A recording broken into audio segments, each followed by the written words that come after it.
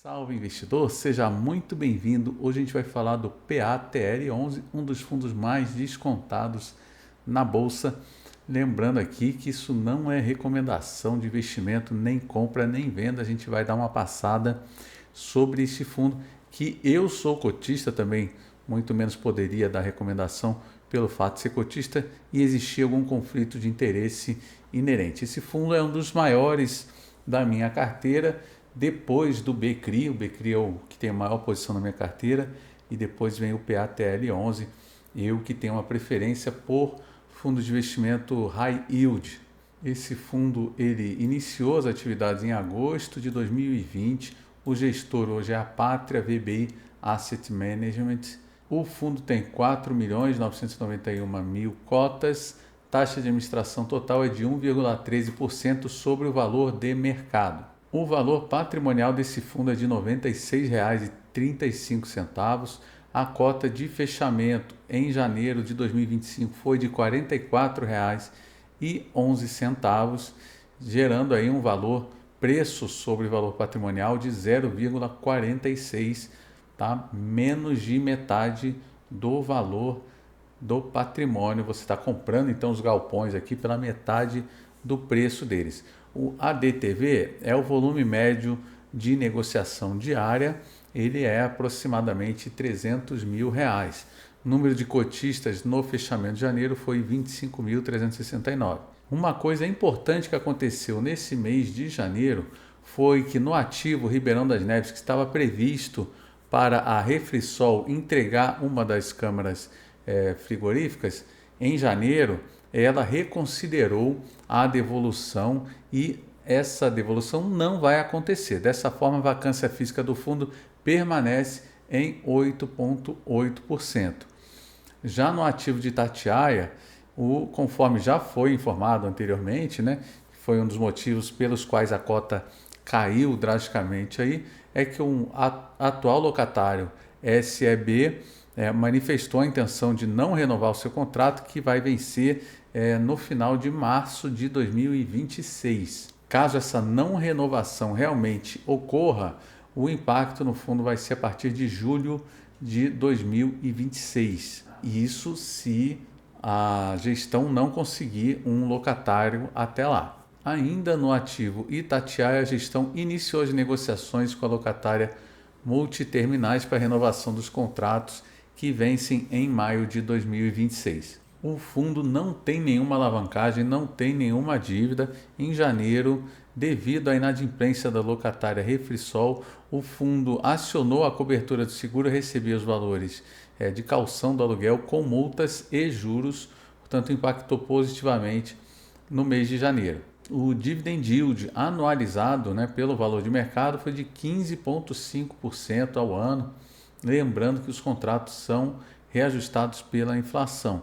A reserva acumulada que veio aqui está errada, tá, gente? Está menos 0,85. Eu não questionei a gestão, mas se você vier aqui no relatório mensal que eles têm que entregar para a CVM, a gente vê que o patrimônio líquido do fundo é de 480 milhões de reais, e desse valor eles têm aqui, olha, 8 milhões e 300 mil reais mantido para necessidades de liquidez, tá? Então eu não tenho uma reserva negativa aqui, tá? O principal valor aqui de 8 milhões 292 mil é de títulos públicos. E desses 8 milhões e 300 mil quase aqui, ele só tem a pagar rendimentos a distribuir aqui 2 milhões 845 mil. Então está sobrando caixa, então aquele número negativo parece estar errado, tá?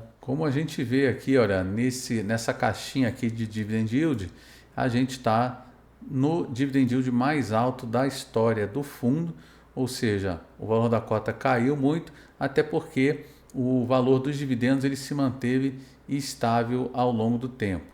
Ou seja, se a gente pegar aqui desde o início do fundo, o fundo veio aumentando os dividendos no início da constituição dele, se manteve em 57 centavos por muito tempo, aumentou para 60 centavos e depois voltou a cair para 57 centavos por conta de uma menor vacância, tá? Então, quando ele pagou aqui 60 centavos é porque ele estava 100% locado, caiu um pouco a vacância, está em 8,8%, ele reduziu os dividendos para 57 centavos e se manteve estável. O preço caiu, então essa linhazinha aqui, que é a linha do Dividend Yield, ela subiu, batendo esse recorde aqui. Aqui no site do Fundamentos está marcando 1,31%, que já está levando em conta o preço atual, que subiu recentemente, estava em R$ 44,00, né? E agora já está. Se você tivesse investido no PATL desde o seu lançamento lá em 2020, você estaria perdendo dinheiro, mesmo com os reinvestimentos, você estaria tendo uma perda de 23% do seu patrimônio, já contando os reinvestimentos. Se a gente levar em conta só o valor da cota, a perda foi de 57% no período. Na minha opinião, não é recomendação. Esse fundo vem sendo penalizado demais, já falei sobre isso em vídeo anterior, expliquei até, mostrei aqui o professor Baroni falando bem desse fundo, falando que parecia barato demais para ser verdade, e isso quando ele ainda estava mais de R$70. Olhando os ativos do fundo agora, o Itatiaia, que representa 54% da receita, ele tem uma área bruta alocável de 105 mil metros quadrados. Itatiaia, gente, para quem não sabe, fica aqui, ó, nesse pontinho aqui que eu estou mexendo o mouse, é praticamente na fronteira entre Rio de Janeiro, São Paulo e Minas Gerais, um local estrategicamente localizado entre os principais, os 3 maiores PIBs do Brasil. Além do Itatiaia, a gente tem 26.600 metros quadrados de frigorífico aqui no Ribeirão das Neves, tá? São 2 locatários, 15% de vacância e responde hoje por 41% da receita. A participação é um pouco maior se a gente levar em conta a metragem, por ser frigorífico, tem mais valor agregado. Já o Jundiaí 1 e 2, eles são, na verdade, localizados um do lado do outro. Eu considero como se fosse um imóvel só e só tem atualmente um locatário. Então, o Jundiaí 2 hoje está 100% vago. E aí, quando a gente leva em conta a metragem dele, a gente chega nesses 8,8% de vacância aqui. Então, aqui segue novamente a localização geográfica dos ativos. A locação por inquilino está bem concentrada aqui no SEB, 32%, e BR Foods, 32% também. Multiterminais é o terceiro maior locador, com 19%. 83% dos aluguéis são atípicos e 17% são típicos. Aqui segue o histórico de vacância física do fundo, tendo ficado aí depois de setembro quase 9%, né, 8,8% de vacância. Aqui a gestão chama a atenção, né, para a possível não renovação em março de 2026, como já falei, que pode aumentar a vacância de 8,8% para 35%. Esse gráfico aqui é interessante para a gente entender a composição do resultado, tá? Então, do potencial de receita que esse fundo tem de 74 centavos, a gente tira 8 centavos de vacância. No caso aqui, teve um recebimento extra não recorrente de 2 centavos referentes à multa e juros do atraso do pagamento. Então, chega-se no total de 68 centavos da receita imobiliária.